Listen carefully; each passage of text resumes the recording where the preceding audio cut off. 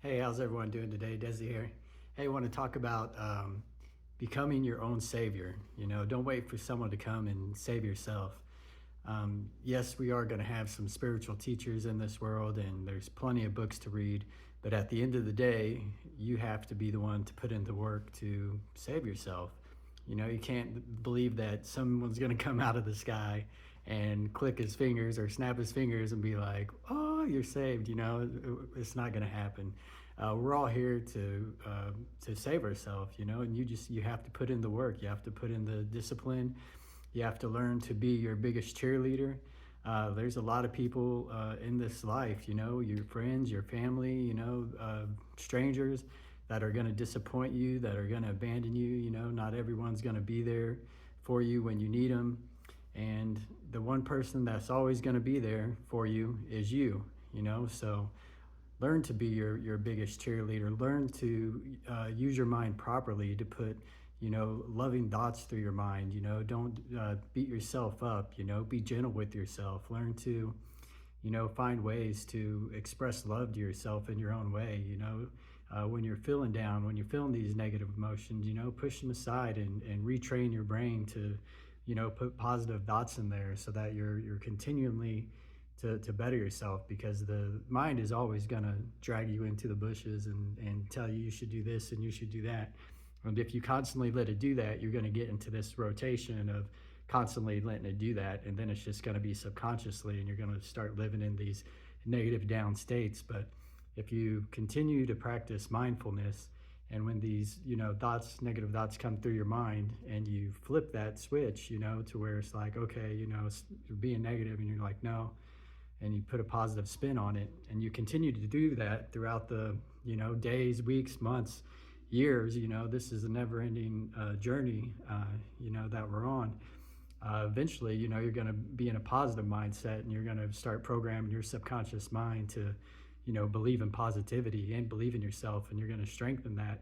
And that's what really where it all starts.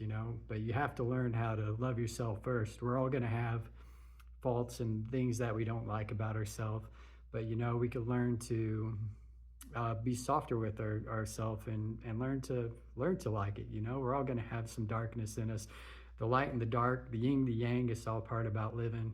And we have to learn to love every aspect of ourselves. Everybody has this within them. No one's perfect, and we all express light and darkness throughout the days, and our lifetime here. And it's learning to feed with the one that you want, and use the other one when you need. You could be the creator or the destroyer. And I always try to live with my heart first, but sometimes it's good to have that darkness in there to protect yourself, and to be able to take up for others, when you need to. I think the Buddha said, it's better to be a warrior in a garden than a gardener in a war. So, don't ever think that your darkness is something that's bad that you have inside you. It could be used for good as well. And, learn to be your biggest cheerleader, because, like I said, not everyone's always going to be there standing beside you. And it's usually the ones that you love the most that hurt you the most.